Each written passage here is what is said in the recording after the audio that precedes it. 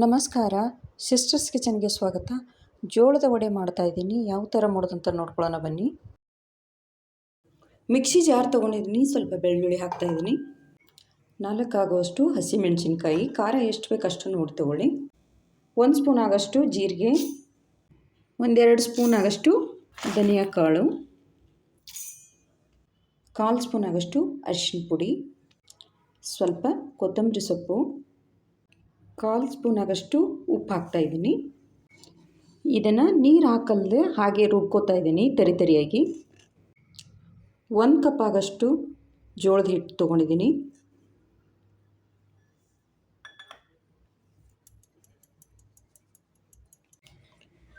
ಅರ್ಧ ಕಪ್ ಆಗೋಷ್ಟು ಗೋಧಿ ಹಿಟ್ಟು, 1/4 ಕಪ್ ಆಗೋಷ್ಟು ಕಡಲೆ ಹಿಟ್ಟು ತೊಗೊಂಡಿದ್ದೀನಿ. ಹಿಟ್ಟೆಲ್ಲ ಜರಡಿ ಹಿಡಿದಿಟ್ಕೊಂಡಿದ್ದೀನಿ. ಇವಾಗ ರುಬ್ಕೊಂಡಿರುವಂಥ ಮಸಾಲೆ ಎಲ್ಲ ಹಾಕ್ತಾಯಿದ್ದೀನಿ. ರುಚಿಗೆ ತಕ್ಕಷ್ಟು ಉಪ್ಪು ಹಾಕ್ತಾಯಿದ್ದೀನಿ. ಒಂದು ಸಲ ಎಲ್ಲ ಡ್ರೈ ಮಿಕ್ಸ್ ಮಾಡ್ಕೊತಾ ಇದ್ದೀನಿ. 1 ಸ್ಪೂನ್ ಆಗೋಷ್ಟು ಬಿಳಿ ಎಳ್ಳು ಹಾಕ್ತಾಯಿದ್ದೀನಿ. ಇವಾಗ ಬಿಸಿ ನೀರು ಹಾಕಿ ಹಿಟ್ಟನ್ನು ಚೆನ್ನಾಗಿ ನಾದ್ಕೋತಾ ಇದ್ದೀನಿ.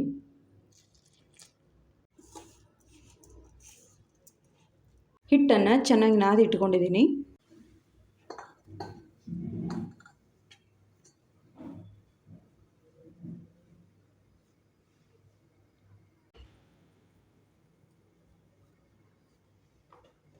ಒಣ ಹಿಟ್ಟಲ್ಲಿ ಅದ್ಕೊಂಡಿದ್ದೀನಿ. ಇವಾಗ ಲಟ್ಟಿಸ್ತಾ ಇದ್ದೀನಿ. ಸ್ಲೋ ಆಗಿ ಲಟ್ಟಿಸಿ.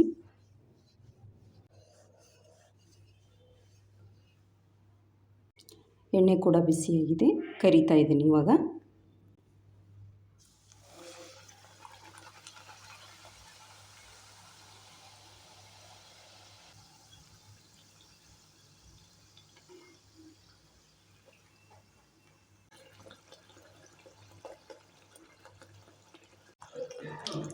ಎರಡು ಸೈಡ್ ಕರೆದಿದೆ. ತೆಗಿತಾ ಇದ್ದೀನಿ ಇವಾಗ.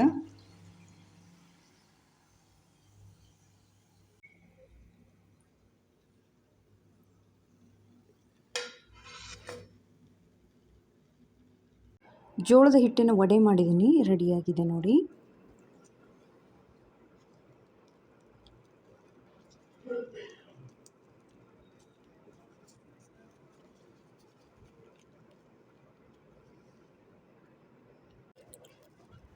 ಬೆಟಗೇರಿ ಚಟ್ನಿ, ಮೊಸರು, ನೀವು ಯಾವ್ದ್ರ ಬೇಕಾದ್ರ ಜೊತೆ ತಿನ್ಬೋದು. ನಾನಿಲ್ಲಿ ಶೇಂಗಾ ಚಟ್ನಿ ಮೊಸರು ಜೊತೆ ತಿಂತಾಯಿದ್ದೀನಿ. ತುಂಬ ಸಿಂಪಲ್ಲಾಗಿ ಮಾಡಿದ್ದೀನಿ. ಜೋಳದ ವಡೆ ಇಷ್ಟ ಆದರೆ ಲೈಕ್, ಶೇರ್, ಸಬ್ಸ್ಕ್ರೈಬ್ ಮಾಡಿ. Thank you.